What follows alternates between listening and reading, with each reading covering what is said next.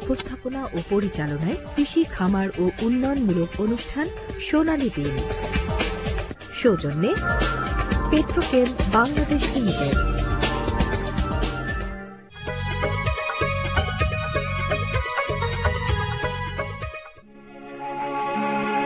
নদীর মাঝি বলে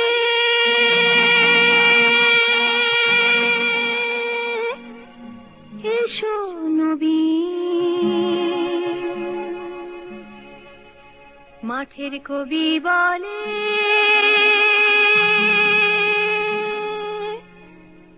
এসো নবী। দেখেছি দূরে ওই সোনালি দিন, দেখেছি দূরে ওই সোনালি দিন। প্রিয় দর্শক, শুভেচ্ছা সবাইকে। আমন্ত্রণ জানাচ্ছি কৃষি, খামার ও উন্নয়নমূলক অনুষ্ঠান পেট্রোকেম সোনালী দিন। আজ আমাদের আলোচনার বিষয় রাসায়নিক কীট ব্যবহারে ব্যক্তি এবং ফসলের নিরাপত্তা। আলোচনায় আপনাদের সাথে আছে আমি মীর এমদাদ আলী এবং আমার সাথে রয়েছেন আলোচনায় Sardar Mohammad Salauddin, business development, AIRN USAID-র একটি প্রকল্প, এবং আমার সর্ববামে রয়েছেন কৃষিবিদ মোহাম্মদ শরীফুল ইসলাম, প্রধান বালাই ব্যবস্থাপনা বিশেষজ্ঞ, কৃষি সম্প্রসারণ অধিদপ্তর। সম্মানিত অতিথিবর্গ, আপনাদেরকে স্বাগত আমাদের স্টুডিওতে। সাধারণত আমাদের দেশে যখন সাধারণ মানুষের, আপনি যদি গ্রামে যান দেখবেন কোন মানুষের অসুখ হলেই সে সাথে সাথে চলে যায় ওষুধের দোকানে, যে বলে যে আমার এই সমস্যা হচ্ছে, আমাকে এই ওষুধ দেন, সে কিন্তু একটা ওষুধ দিয়ে দিচ্ছে। একইভাবে আমাদের কৃষির যে প্রধান যে কাজ সেটা হলো বালাই ব্যবস্থাপনা। সেখানেও কিন্তু আমাদের কৃষকরা যখন কোনো সমস্যা দেখা দিচ্ছে চলে যাচ্ছে আমাদের একদম গ্রামের প্রত্যন্ত অঞ্চলে যে খুচরা যে কৃষি উপকরণ বিক্রেতা রয়েছে, রিটেলার, তার কাছে, এবং সে কিন্তু একটা প্রেসক্রিপশন করে দিচ্ছে বা একটা ওষুধ দিয়ে দিচ্ছে। সার্বিকভাবে কিন্তু আমরা দেখতে পাচ্ছি যে এই ক্ষেত্রে কৃষক কখনো উপকার পাচ্ছে, কখনো পাচ্ছে না। তো এটা একটা বড় সমস্যা। এর পাশাপাশি আরেকটা সমস্যা রয়েছে, এই যে বালাই যখন তারা ব্যবহার করবে, সেই ব্যবহারের ক্ষেত্রে কৃষকের যে সচেতনতা দরকার, তার যে সেফটি মেজার্সগুলো নিতে হবে, সেক্ষেত্রে কিন্তু তারা খুব উদাসীন। এই বিষয়গুলো তারা খুব একটা জানে না। তো সেই বিষয়গুলি নিয়ে কিন্তু সরকারি বেসরকারি পর্যায়ে কাজও হচ্ছে, কাজ হচ্ছে না তা না, কিন্তু মানুষকে সচেতন করা যাচ্ছে না আমাদের কৃষককে সেই পর্যায়ে, যে পর্যায়ে আমরা চাচ্ছি। আমি সর্দার মোহাম্মদ সালাউদ্দিন, আপনার কাছে আমি জানবো যে আপনারা USAID-র একটা প্রকল্প AIRN বাস্তবায়ন করছেন এবং এই কাজগুলি কিন্তু আপনারা করেছেন। তো এই কাজের অভিজ্ঞতা আমি আপনার কাছে একটু শেয়ার করতে চাই। চাষি ভাইরা কাজ করছেন মাঠে এবং আমাদের জন্য খাদ্যের যোগান দিচ্ছেন, ফসল ফলাচ্ছেন। সেই ফসল যেন সুরক্ষিত হয়, সেই ফসলের যেন ন্যায্য মূল্য পান, সেইটা আমাদের দিক থেকে যেমন দেখার দরকার, তারও দিক থেকে সেরকম সচেতনতার প্রয়োজন আছে। এবং এই উভয়ের কাজে সহায়তাকারী হিসাবে প্রত্যন্ত অঞ্চলে যেসব খুচরা কৃষি উপকরণ বিক্রেতা রয়েছেন, তারা তাদেরকে সহায়তা করে থাকেন। একজন কৃষক তার ক্ষেতে কোনো সমস্যা দেখা গেলেই কাছের মানুষ হিসাবে প্রথমেই কিন্তু একজন খুচরা বিক্রেতার কাছে সে যাচ্ছে এবং সেখানে সে পরামর্শ চাচ্ছে। আমরা এই পরামর্শের জায়গাতে এবং সেই খুচরা বিক্রেতা যে কৃষি উপকরণ সেই চাষিকে দিচ্ছে, সেইটার গুণগত মানের নিশ্চয়তা বিধানের জন্য আমেরিকা সরকারের অর্থায়নে এবং CNFA নামের একটি NGO প্রতিষ্ঠানের ব্যবস্থাপনায় অ্যাগ্রো ইনপুট প্রজেক্ট আমরা বাস্তবায়ন করছি। এবং এই অ্যাগ্রো ইনপুট প্রজেক্ট তারা দক্ষিণাঞ্চলের 19টি জেলায় 3000 খুচরা কৃষি উপকরণ বিক্রেতাদের সমন্বয়ে একটি কোম্পানি গঠন করেছে, যার নাম AIRN। এখানে কি মহিলা সদস্য আছেন? তো মহিলা, এর মধ্যে আমরা 10 ভাগ মহিলা সদস্য রেখেছি। আচ্ছা। এবং এ পর্যন্ত আমরা 226 জন মহিলা রিটেইলারকে ব্যবসায় এই AIRN এর নেটওয়ার্কের আওতায় আনতে পেরেছি। আচ্ছা। এবং তারা অত্যন্ত সুচারুভাবে তারা ব্যবসা পরিচালনা করছে, আমরা তাদেরকে সহায়তা করছি।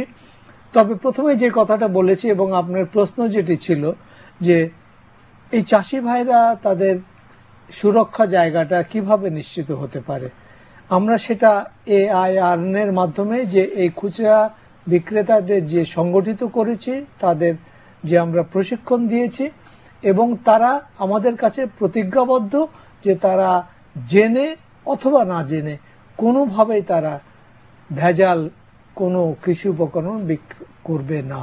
ওকে, আপনার কাছে আমি আবার আসবো। আমি একটু শরীফুল সাহেব আপনার কাছে একটু জানি যে আপনার আন্ডার বেশ কিছু প্রকল্প হচ্ছে, কাজ করছে আমাদের মাঠ পর্যায়ে আমাদের কৃষক সচেতনতার জন্য, সেগুলো একটু জানতে চাই। আসলে আমাদের সারা বাংলাদেশেই কৃষকদের যে সমস্ত ফসল ফলায় তার সুরক্ষার জন্য, রোগ বা পোকামাকড়ের আক্রমণ থেকে রক্ষা করার জন্য আমাদের বিভিন্ন প্রকল্প কাজ করছে মাঠ পর্যায় পর্যন্ত। এটা বিভিন্ন আইসিএম বা আইপিএম স্কুল বা ক্লাব এই জাতীয় সংগঠনের মাধ্যমে কৃষকদেরকে একত্রিত করা হয় এবং তাদের বাড়িতে বসে বা তাদের উঠানে বসে তাদের সাথে প্রথমে আলোচনা করা হয় এবং তাদেরকে মাঠে নিয়ে গিয়ে বাস্তবে তার ক্ষেতে কি কি পোকা বা সমস্যা আছে সেগুলো দেখানো হয়। আচ্ছা আচ্ছা, সেগুলো তুলে নিয়ে আসা হয় এবং সেখানে আবার প্রত্যেকটা জিনিসকে অ্যানালাইসিস করা হয়, বিশ্লেষণ করা হয় যে কোনটা ক্ষতিকারক আর কোনটা উপকারী। পোকার মধ্যে ক্ষতিকারক পোকাও আছে, উপকারী পোকাও আছে। আমরা এইগুলো তাদেরকে বাস্তবে দেখিয়ে তাদেরকে শেখানো হয় যে কোনটা বেশি হলে, মানে ক্ষতিকারক পোকাটা বেশি হলে আমরা তখন কি ব্যবস্থা নেব এবং এটা কোন পর্যায়ে গেলে তখন বালাইনাশক ব্যবস্থা ব্যবহার করব। তার আগে বিভিন্ন পর্যায়ে আমাদের আছে পরিষ্কার পরিচ্ছন্ন রাখা, জমির চাষবাসের ভিতরে পরিবর্তন আনা, তারপরে এই পোকা বন্ধু পোকা দিয়ে শত্রু পোকা ধ্বংস করার এই পরিবেশ তৈরি করে দেওয়া, সেখানে পাখি বসে বসানোর ব্যবস্থা করা, পানি সেচের ব্যবস্থা করা, মানে বিভিন্ন রকম যেরকম আমরা মানে এগ্রিকালচারের গুড প্র্যাকটিস যেটা বলি সেইগুলো তাদের শেখানো হয়। সবকিছু যখন শেষ পর্যায়ে যায় যে এখন এত কিছু করার পরেও এটা পোকা দমন করা যাচ্ছে না বা ওই ক্ষতিটা নিরাবরণ করা যাচ্ছে না, তখন শেষ চিকিৎসা হিসেবে আমরা বালাইনাশকের ব্যবহার করতে পরামর্শ দিই এবং সেটা অবশ্যই একজন দক্ষ বা অভিজ্ঞ আমাদের যে উপসহকারী কৃষি কর্মকর্তা আছে মাঠ পর্যায়ে তার পরামর্শ অনুযায়ী এবং যেখান থেকে ওষুধটা কিনবে যে রিটেলারের কাছ থেকে বা যেখান থেকে, এটাও সেখানেও আমাদের পর্যাপ্ত পরিমাণে সতর্কতামূলক ভাবে ওই প্রোডাক্টের উপরে আমরা লিফলেট বা প্রচারপত্র, যেগুলো চাষি যদি লেখাপড়া নাও জানে তারপরও যদি বুঝতে পারে, এইরকম পর্যায়ে নিয়ে কাগজগুলো তৈরি করতে আমরা কোম্পানিদেরকে নির্দেশনা দিয়ে থাকি। আচ্ছা ঠিক আছে, এখানে আরেকটা কথা খুব জানার ইচ্ছা যে এই যে কাজটা আপনার করছেন এটা অত্যন্ত ভালো কাজ। এই কাজটা শুধু কৃষকের মধ্যে সীমাবদ্ধ না রেখে ওই যে রিটেলার যে উপকরণ বেচছে তাদেরকে সমন্বয় করে যদি করা যায় সেটা কি আরো বেশি কাজে লাগতে পারে? আপনি কি মনে করেন? তাদের সম্পৃক্ততা খুবই প্রয়োজন, তার কারণ তারা তো পরামর্শদাতা হিসাবে কৃষকের কাছের মানুষ। তাদেরকে যদি আমরা প্রশিক্ষিত করতে পারি সত্যিকার অর্থে, যদি যেহেতু কৃষক পরামর্শের জন্য ওখানে যাচ্ছে তাকে অ্যাওয়ার করাটা মনে হয় আরো বেশি প্রয়োজন। এবং আমরা কিন্তু এই যে রিটেলারদের নেটওয়ার্কে যে আমরা 3000 খুচরা বিক্রেতাদেরকে আমরা সমন্বিত করেছি, একসাথে আনতে পেরেছি, তাদেরকে কিন্তু আমরা যেমন তাদের ব্যবসায়িক লাভ দরকার সেই জন্য আমরা বিজনেস ম্যানেজমেন্ট ট্রেনিং যেমন দিচ্ছি, সেই হেতু কিন্তু তাদের কীটনাশকের ব্যবহারের কারণে পার্সোনাল সেফটি তার জন্য যেমন প্রয়োজন তেমনি একজন কৃষকেরও প্রয়োজন, সে বিষয়টাও কিন্তু আমরা তাদেরকে প্রশিক্ষিত করছি। ওকে, ঠিক আছে, আবার আপনার আলোচনা আসবে একটা ছোট্ট বিরতি নিয়ে। প্রিয় দর্শক, আপনারা দেখছিলেন কৃষি, খামার ও উন্নয়নমূলক অনুষ্ঠান পেট্রোক্যাম সোনালী দিন। একটা ছোট্ট বিরতি নিয়ে আবার ফিরছি।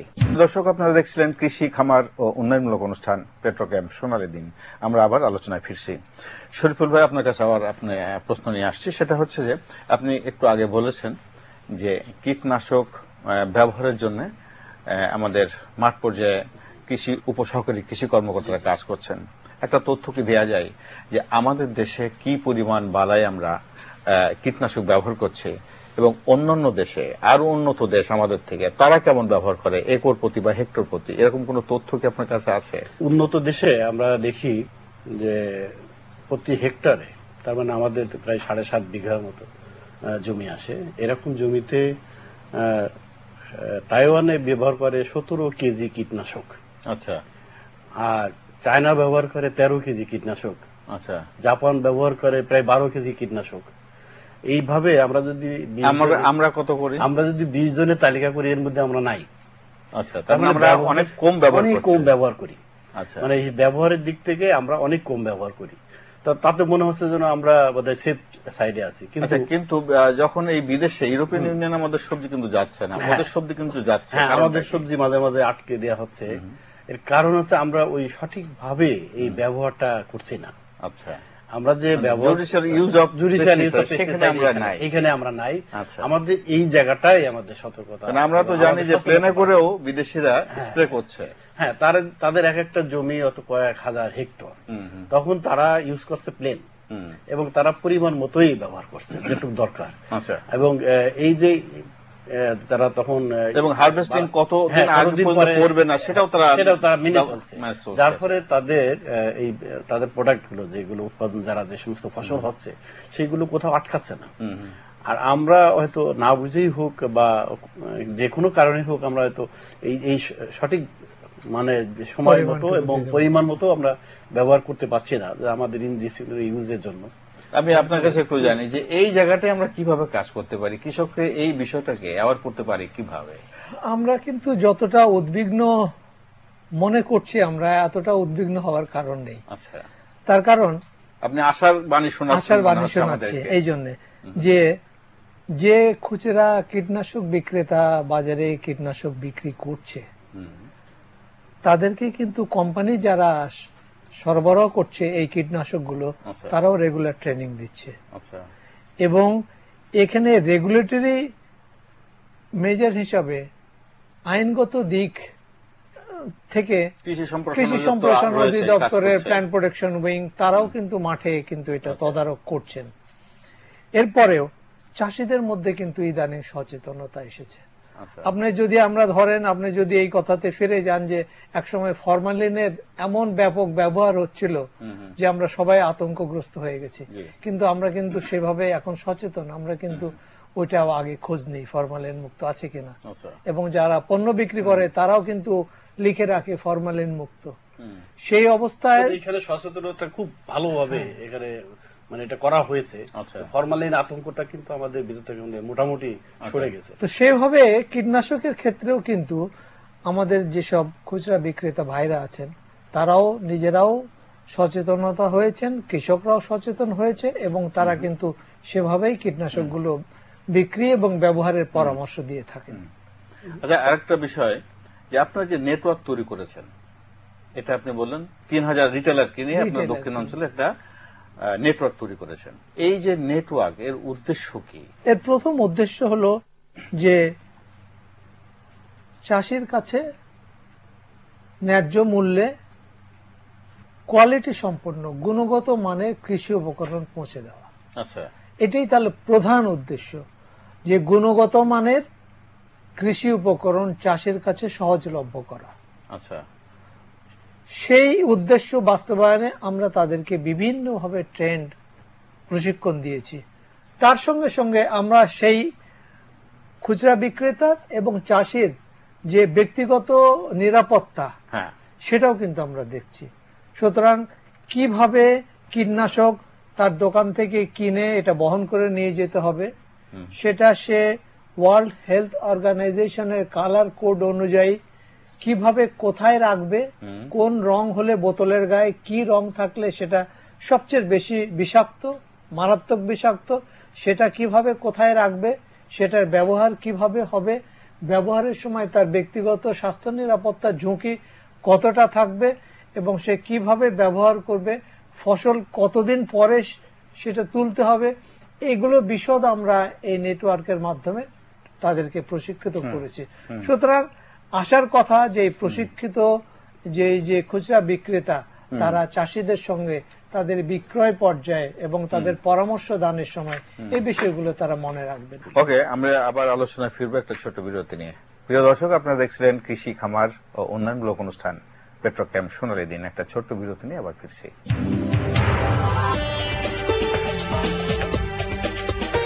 প্রিয় দর্শক, আপনারা দেখছিলেন কৃষি, খামার ও উন্নয়নমূলক অনুষ্ঠান পেট্রোক্যাম সোনালী দিন। আমরা আবার আলোচনায় ফিরছি। আমরা কিন্তু প্রায় শুনছি যে বিভিন্ন ধরনের মাইক্রোনিউট্রিয়েন্ট যে ধরনের সারগুলি রয়েছে সেই সারে খুব ভেজাল হচ্ছে এবং সারা দেশে এটা একটা মহামারী আকার ধারণ করেছে। তো এই বিষয়গুলি কি আপনাদের জানা আছে? সারের ব্যবসার মধ্যে প্রচুর লাভ মানুষ খুঁজছে, এই জন্য ইনগ্রিডিয়েন্ট কি দিচ্ছে এটা চাষি তো বোঝার কোনো উপায় নেই, চাষি বুঝতে পারছে না। আর মাইক্রোনিউট্রিয়েন্টটা এমন যে এটা গাছের জন্য খুব কম লাগে, কিন্তু এটা উপকারী। ওটা না হলে অনেক সময় ফুল ফল সঠিকভাবে আমরা ধরাতে পারবো না, বা ঝরে যাবে, বিভিন্ন রকম সমস্যায় ওটা পোকায় হচ্ছে না বা রোগের জন্য হচ্ছে না, সারের জন্য অভাবের জন্য হচ্ছে। এটা আমরা পরামর্শ দিই যে তোমরা মাইক্রোনিউট্রিয়েন্ট ব্যবহার করো। এই জন্য বাজারে বিভিন্ন ব্র্যান্ডের মাইক্রোনিউট্রিয়েন্ট আর কি বের হয়েছে। তো এখানে যারা এইগুলো নিয়ে সারের কাজ করতে যাচ্ছে, সার তৈরি করছে, তাদেরকে অবশ্যই ম্যান্ডেটরি করেছে তো, মানে এটা লাইসেন্স নেওয়া, মানে পারমিশন নেওয়া ডিএই থেকে বা রিসার্চ অর্গানাইজেশন থেকে টেস্ট করে এটা বাজারে ছাড়া। এগুলো তো নিয়ম, আইন।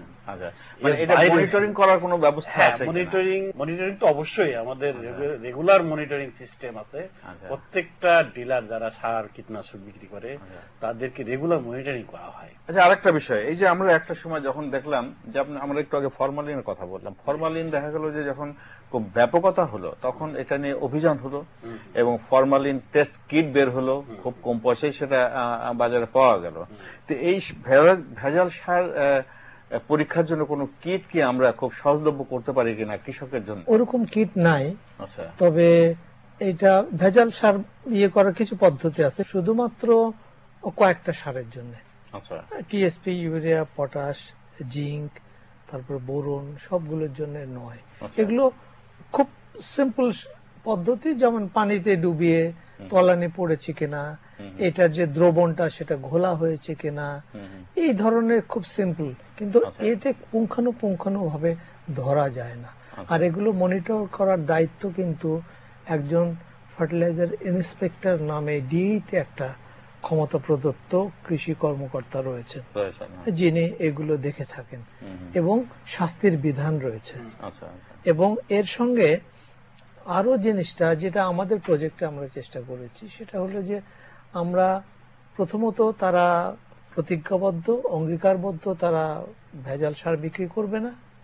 দ্বিতীয়ত, তাদের এই নেটওয়ার্কের মাধ্যমে আমরা প্রথমবারের মতো জিঙ্ক সালফেট মনোহাইড্রেট নামের একটা মাইক্রোনিউট্রিয়েন্ট, যেটা জিঙ্ক এবং সালফার গাছের জন্য খাদ্য উপাদান হিসাবে সহায়তা করবে, এই জিনিসটা আমরা বাজারে এনেছি। এবং এটা অত্যন্ত গুণগত মানের দিক থেকে এটা অত্যন্ত ভালো মানের, এবং এটা আমরা টেস্ট করিয়েছি, এবং এটা ডিইর আমরা লাইসেন্স নিয়েছি। এবং এই যে বাজারে যে গুণগত মানের সহজলভ্যতা বা প্রাপ্যতার বিষয়টা আমরা জোর দিয়ে বলে থাকি, এটার পিছনে যদি আপনি দেখেন তো আপনি দেখবেন যে এইটা কিন্তু আমরা নিশ্চিত করেছি যে যাদের লাইসেন্স আছে, সরকারিভাবে যারা রেজিস্ট্রিকৃত, তারাই শুধু এই ব্যবসায় আসতে পারে এবং এই আইনের আওতায় আসতে পারে।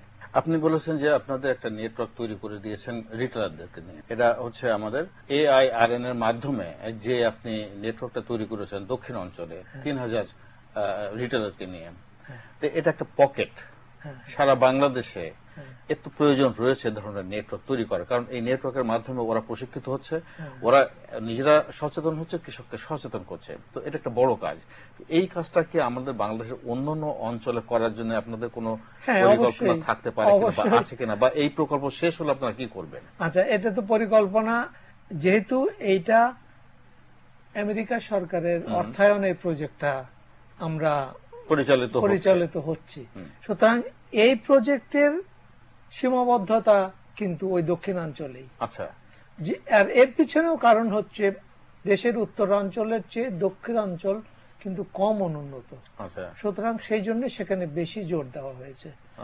আর এটি পরিচালনার সমস্ত এখতিয়ার রয়েছে AIRN এর, অ্যাগ্রো ইনপুট রিটেলার্স নেটওয়ার্ক।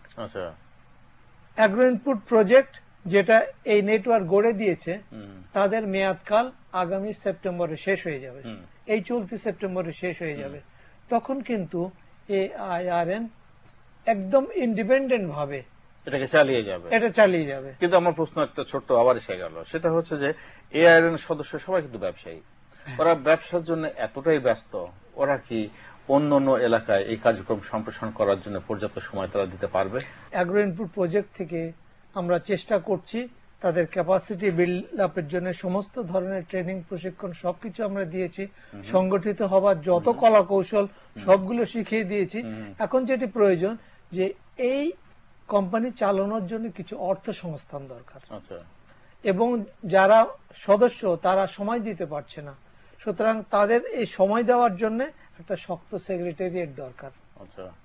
সেখানে একজন সেক্রেটারি থাকবে, একজন সিইও থাকবে, একজন অ্যাকাউন্টেন্ট থাকবে, 2 জন 4 জন 10 জন তাদের কর্মচারী থাকবে।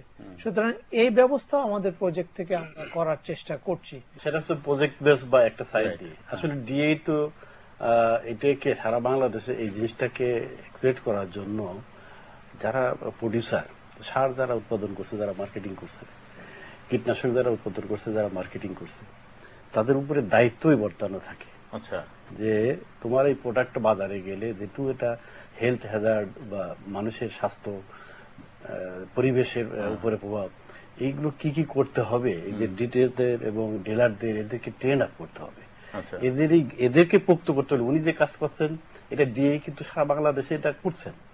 ডিএই কিন্তু নিজে সরাসরি না করে যারা প্রডিউসার তাদেরকে দিয়ে করানো হচ্ছে। তাহলে জিনিসটা কিন্তু দক্ষিণাঞ্চল হচ্ছে আর অন্য জায়গায় হচ্ছে না, এটা হলে এটা জিনিসটা এরকম না।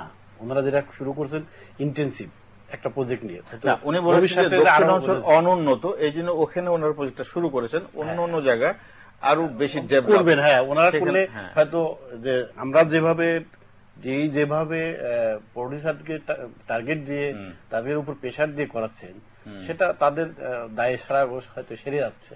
এটাকে আরো ইন্টেন্সিফাই করছেন ওনাদের প্রজেক্টটা।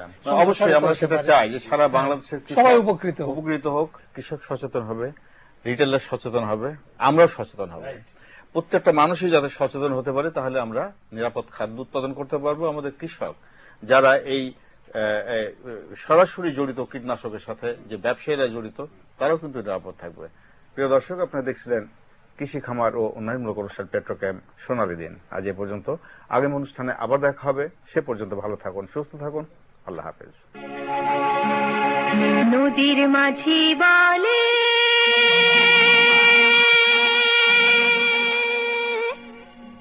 এসো নবী,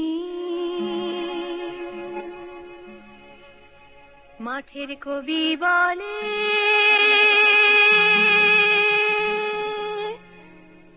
এসো নবী।